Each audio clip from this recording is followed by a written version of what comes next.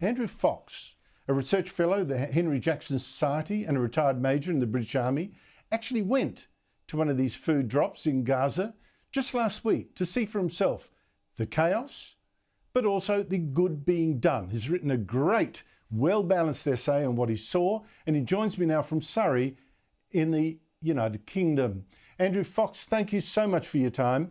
First of all, the allegation is that Israel is deliberately starving Palestinians to death and shooting people that come looking for the aid that it does provide. What is the truth here?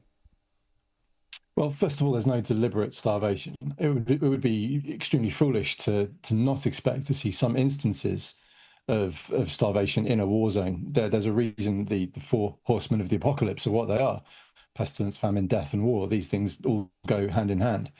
But the idea that there is a deliberate starvation strategy is just ridiculous. On average, 3,000 calories per person per day have gone into Gaza during the war. And that's in spite of some of the pauses and some of the kind of halts on aid that Israel has imposed. On average, there's more than enough to feed the average adult human has gone in during the war. Now, why aren't people receiving it? Of course, the UN have allowed their aid convoys to be hijacked. Hamas have been stockpiling aid. And the way it has generally worked out is if you are an affluent Gazan, if you're connected to one of the clans or connected to Hamas, then you're well fed. If you are a poor, lower caste Gazan, then you are almost certainly going hungry because you can't afford the inflated food prices. In terms of queuing up and shooting people, yes, the Israelis have used they've used live fire to try and do crowd control, which is something I'm not comfortable with as a former soldier. That feels slightly reckless to me. But the idea that they're baiting them and then mowing them down in droves is just ridiculous, and there's absolutely no evidence to support that. Yes, there have been some incidences where Gazans have strayed off the pathways and have been given warning shots and then more fatal shots, but these are rare instances. The UN figures you mentioned are just Hamas's figures. They just take Hamas's figures and repeat them with a very tiny asterisk saying these figures are unconfirmed. And clearly the Gaza Health Ministry numbers cannot be trusted. Now, you went to see one of the Gaza Humanitarian Foundation aid drops last week. What did you see?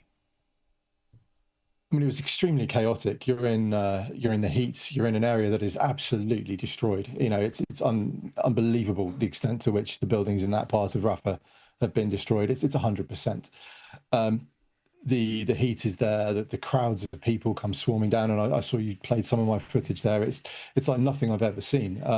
Just a sea of humanity descending on the aid, picking through it. They're bartering. They're trading.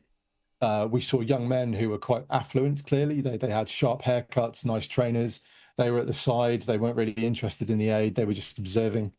We saw people with knives. Some of them were using them for box cutting. But again, some of these, these groups were at the side and weren't particularly interested in the aid. So there's definitely nefarious influence from militant groups, be it Hamas or one of the other groups. The biggest concern for me is what happens to the aid once it actually leaves the secure site. People can get hold of it there. They can get enough for a meal. They can take it away. My concern is that there's not enough security to stop it being intercepted once they get back to their tents. And I know that the Gaza Humanitarian Foundation are actually working on ways to make this system better. It's a new system. It's still got teething problems. They're working through it and they're making huge strides from what I could see.